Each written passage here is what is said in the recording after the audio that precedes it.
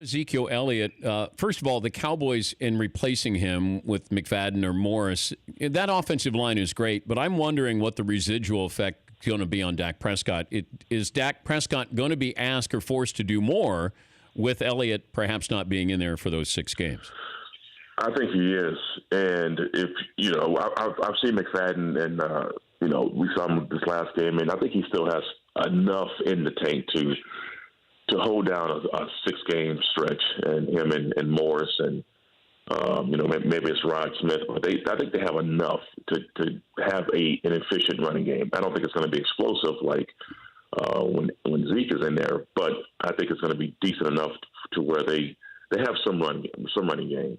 But I think Dak is going to be asked to do a little bit more during the 6-game stretch. He has to. In training camp, he says that he wanted more on his plate, and I think he's going to get a chance to get that because if he thinks it's just, or if the Cowboys think they're just going to roll out the same offense and have him be, pretty much conservative and protect the football. Last year with him, it was kind of like a punt was a good play for the Cowboys.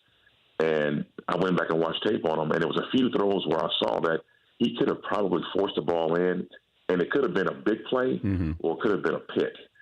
And I think this year he has to take that chance to make that throw.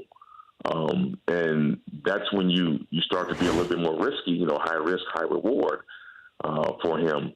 And I see that happening this first 6 games. And I think that, you've got either Scott Linehan and Jason Garrett, you've got to test it a little bit more because that old hand the ball up to Zeke, or in this case, it's going to be Alfred Morris and McFadden.